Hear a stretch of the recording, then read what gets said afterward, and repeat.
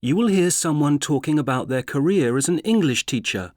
For questions 1 to 10, complete the sentences. I've been a language teacher for a very long time, but it wasn't something I originally intended to do when I was at university. Like a lot of my fellow students at that time, the last thing I wanted to be was a teacher. I had studied languages and literature, and I had the idea that I could maybe become a translator, more specifically translating literature. It sounded good to me.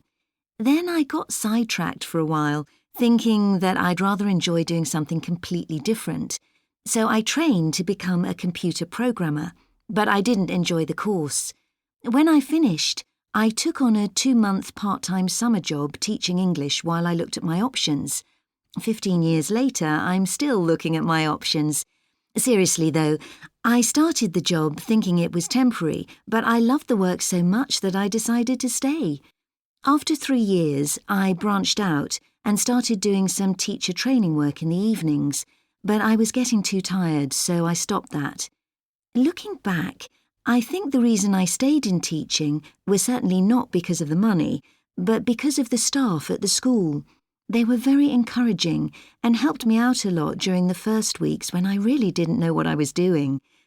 One thing I love about my work is that I get to meet so many people from all around the world.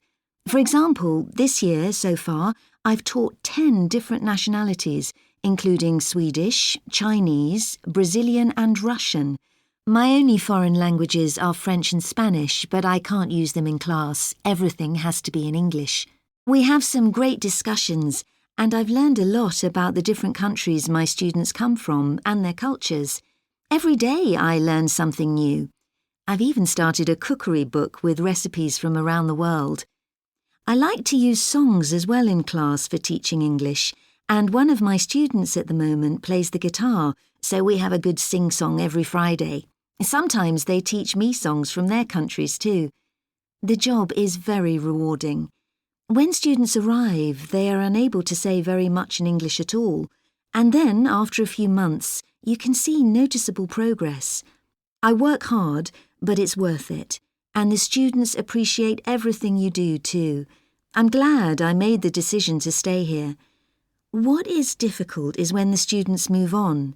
They obviously have to go on to college here or return to their own countries, and it's sad sometimes because you get very friendly. I always keep photos that I've taken of them at school in order to remember the different classes. And many of them keep in touch, and we exchange emails quite regularly. I've visited quite a few when I've been on holiday too, and if they come back here on holiday, we meet up for a meal or a chat. I like to keep track of how they get on after their course here finishes, and it's interesting to see how their careers progress and their families grow. My students often ask me how to keep up their English level after they've finished their course. There are lots of different ways to do this, really. I often suggest reading books, because that's something you can do in your spare time, and it can bring you a lot of pleasure too. They usually don't have time to fit in more language courses, but books you can pick up and read any time. As for my plans for the future, I think I'd like to keep teaching for a while yet. One of my hobbies is writing short stories, and I'd really like to try writing a book for teaching English sometime, but it's something that will take a lot of time and I don't have much of that just now.